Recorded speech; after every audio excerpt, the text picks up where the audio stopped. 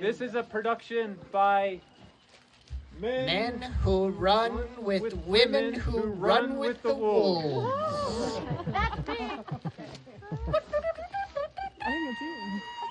And we present you the story of Skeleton Banjo. Are you ready for the story of Skeleton Banjo?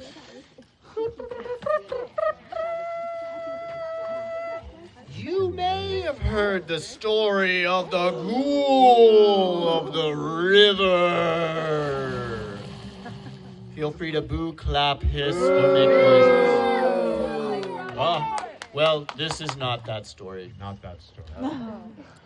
You may have heard the myth of Skeleton Woman abandoned at the bottom of the Ivy River long ago.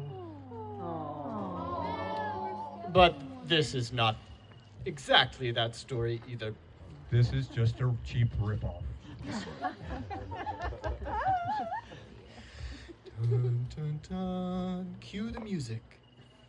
Long ago, and just yesterday, there was a young boy who decided to go fishing along the Ivy River. Well, he was looking for some Legos. Now, you may wonder, what were Legos doing in the river? Well, he had heard that the Ivy River is full of Legos. They all got washed down in the last flood. He dropped his line into the water, hoping he'd catch something big, some toys or something, and he got hooked on something really heavy. It was starting to pull him down. Down he went. Oh my goodness, he was fighting. Was it a big fish? Was it a huge stash of Legos? What in the world was it? Oh, back and forth he went, fighting. Oh, and when he surfaced, oh my goodness, there was a haunted banjo stuck to his boat by its old teeth. It had no strings, just gnarly teeth, and he tried to row away from it one direction. He tried to row away from it the other direction as fast as he could, but it was there looking at him with these horrible eyes and busted out dirty face, and he didn't know where he'd go, so he just rowed down the ivy as fast as he could. In fact, he kept going, and he rowed right past downtown.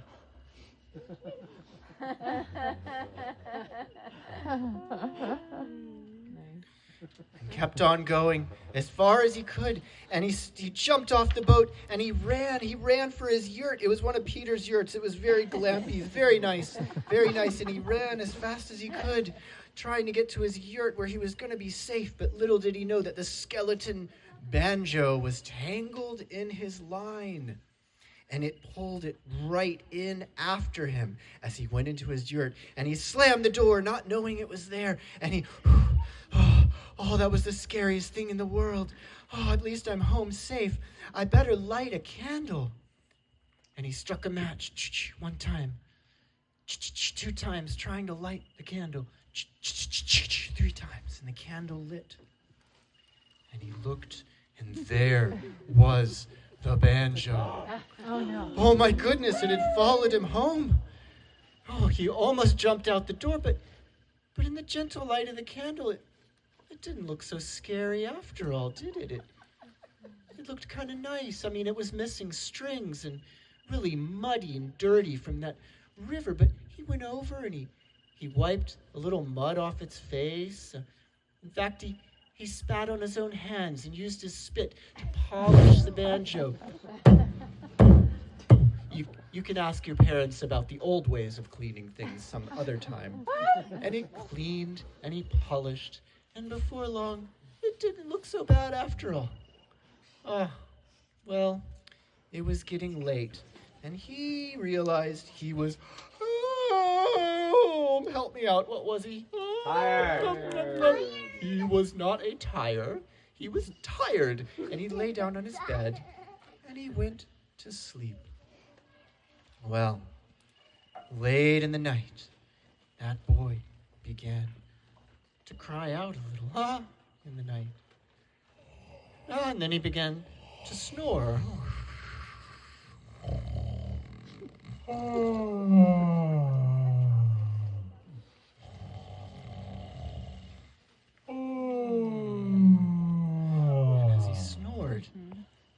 that banjo began to resonate a little bit.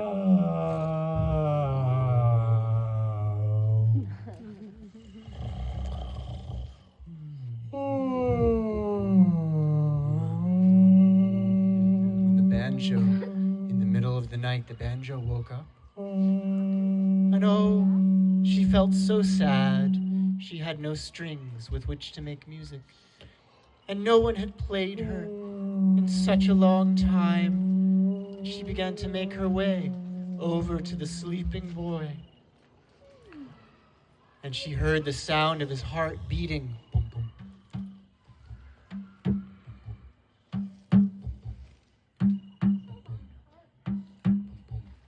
Deep in the night, the banjo began to make her way toward the boy's heart. And the candle blew out. The candle blew out. Yes, it did. It blew out just like that. And goodness gracious, what was happening? What was happening? But the banjo began to listen to the sounds of the boy's heart. And she really wanted some strings. And so she reached down into the sleeping boy's heart where all the dreams and all the hopes resided. Reaching down into his beating heart. Reaching down into his heartstrings. The heartstrings of longing, of joy. And she began to pull out a few of his heartstrings. She pulled out another string.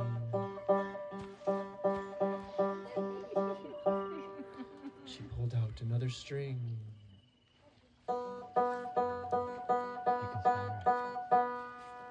And she pulled out one more string.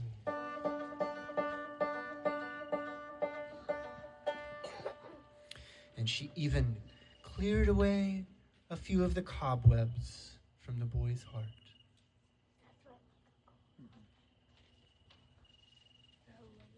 And before you know it, she had made a set of, what do you think? 4 banjo strings from the very pieces of his heart. And she began to play a song, and in the night the boy heard a music stirring, a beautiful music. And in fact, that night, he woke up from his dream. He woke up, and he was trying to light a candle. Well, he struck the match one time. Nothing happened. He struck the match a second time. You know, sometimes it takes a minute to get a match to strike. Has anyone here ever struck a match and it took a few tries? Yeah. Well, he struck it a third time, and finally, that candle lit up, and there he was in his yurt, and he felt something in the bed next to him, all snuggled up. It was even under the covers. It was his banjo. She had strings, sounded so good, and for the first time, he strummed a chord. And he strummed it again, and he played more. Yay! It was such a beautiful sound. Gosh, and from that day on, the boy and his banjo were inseparable. They went everywhere together, making music, playing for friends, playing when he felt sad, playing when he felt happy. Always playing music. He even played for his mom. It was so beautiful that she shed a tear. She did. He made his mom cry. Has anyone out there ever made their parents cry before? Yeah. Yeah, sometimes. Well, that's a conversation for other days. And he made her cry, but it was a beautiful kind of crying. And well, he decided he'd take a walk. He started to play out. He loved to go downtown, actually. So he took a walk one day and was walking, playing his banjo, and before you know it, he made his way back downtown. He started going there every day, playing that banjo, and he really became a hit. He was really good. He busked downtown. He was downtown banjo guy, playing that good music. In fact, he became so well known that all the people from Barnardsville would come and they'd dance while he played. Yes, they would. They'd dance. Woo! Play that banjo, boy. Yeah. Oh, it was a lovely time. Having something you love to do. Woo! Yeah, they danced all day, they danced all night. He kept playing. See you later. Woo! All right. Woo, he was tired. Let's give him a round of applause. Yeah. Woo. Well, he was so grateful. And he decided that he'd go back to that river where long ago he'd found that banjo. So he walked back to the river, back down near the tiki tan. He made his way down to the river bank. And he started playing his most beautiful song of thank you to the river. Thank you, river, playing you a most beautiful song. And you know what started to happen? The river itself started to cry tears as he played. And up from the tears of the river floated some Legos. Legos started floating up in the tears of the river as he played. Legos floating up from the great below. All the Lego. Oh, one jumped out. Another one jumped up. They were so happy. There's tears of the river and the Legos floated to the top. All those Legos in the Ivy River. They're there, some of them to this day. Whew. Well, you know what he did?